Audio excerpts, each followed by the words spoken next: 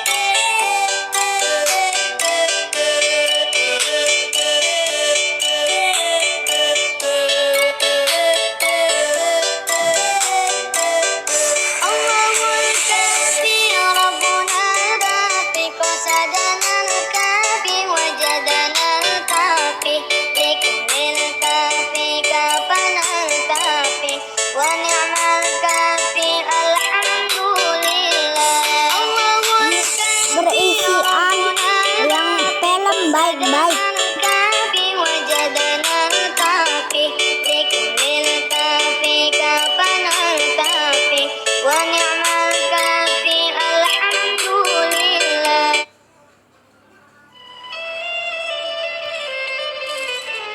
Siapa yang menyimpan rengginang?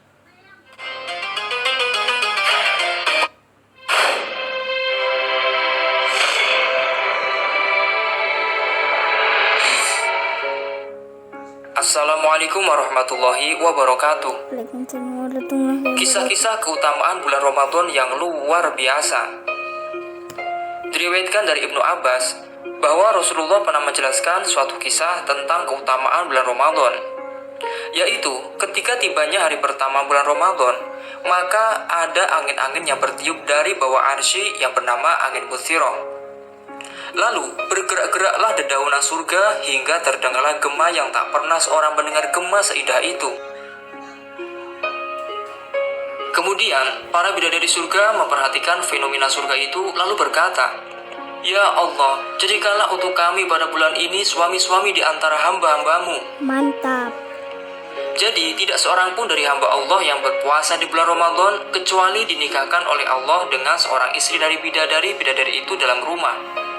Hal ini sesuai firman Allah, "Hurum maqsyuratun fil khiyam", ya artinya bidadari-bidadari jelita yang putih bersih dipinggi dalam rumah. Setiap bidadari memakai 70 pakaian yang beraneka ragam warna. Orang Kristen Dan untuk tidak setiap boleh wanita ada menonton sebuah film tahta ini. yang terbuat dari permata yakut merah bertahtakan mutiara. Dan di setiap tahta ada 70 kasur dan 70 hidangan dari berbagai macam jenis makanan. Kenikmatan-kenikmatan itu akan diberikan untuk orang-orang yang berpuasa di bulan Ramadan. Itu belum termasuk pahala-pahala kebaikan yang pernah dilakukan oleh seorang hamba. Ada sebuah kisah lain. Dahulu Allah Subhanahu wa taala pernah berfirman kepada Nabi Musa alaihissalam, "Sesungguhnya aku memberikan kepada umat Nabi Muhammad 2 buah cahaya agar mereka tak terkena bahaya dari 2 kegelapan." Lalu bertanyalah Nabi Musa, "Apakah kedua cahaya itu ya Rob?" Allah menjawab, "Yaitu cahaya Ramadan dan cahaya Al-Quran." Nabi Musa bertanya lagi, "Dan apakah kedua kegelapan itu ya Rob?" Allah menjawab, "Yaitu kegelapan kubur dan kegelapan hari kiamat."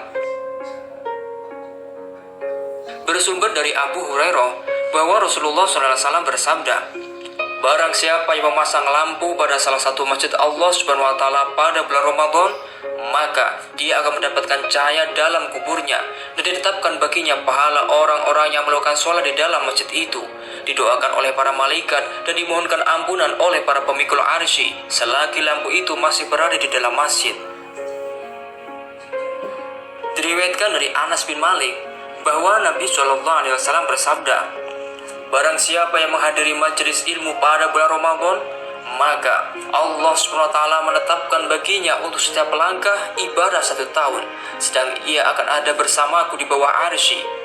Dan barang siapa senantiasa berjamaah pada bulan Ramadan, maka Allah SWT memberinya untuk setiap rakaat sebuah kota yang penuh dengan nikmat-nikmat Allah SWT. Dan barang siapa yang berbuat baik kepada ibu bapaknya pada bulan Ramadan, maka ia mendapatkan perhatian Allah SWT dengan penuh rahmat, sedang aku menjamin dia masuk surga. Dan tidak ada seorang wanita pun yang memohon ridho dari suaminya pada bulan Ramadan, kecuali dia mendapatkan pahala Maryam dan Aisyah. Dan barang siapa yang memenuhi hajat saudaranya yang musim pada bulan Ramadan, maka Allah SWT memenuhi 1000 hajatnya pada hari kiamat. Dikisahkan dari Nabi Muhammad SAW bahwa ketika hari kiamat telah tiba, maka akan datanglah suatu kaum yang memiliki sayap seperti sayap burung. Dengan adanya sayap-sayap itulah mereka bisa terbang melintasi tembok-tembok surga. Kaum itu dengan mudahnya bisa nyelonong sampai surga tanpa harus repot-repot dihisab dan melewati Shiratal Mustaqim.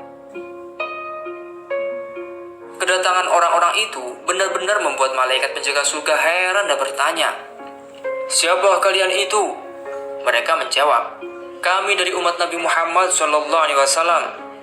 Malaikat bertanya, apa kalian telah mengalami hisab? Mereka menjawab, tidak. Malaikat bertanya lagi, apa kalian telah melihat jembatan Sirat? Mereka menjawab, tidak. Malaikat bertanya lagi, dengan apa kalian mendapat derajat-derajat ini? Mereka menjawab, kami telah menyembah Allah SWT secara rahasia di dunia, lalu Allah memasukkan kami ke surga secara rahasia di akhirat. Berpuasa adalah sebuah kerahasiaan. Tak ada suatu perbuatan ketika itu yang disaksikan orang lain. Kenapa, Ma? Siap, tunggu.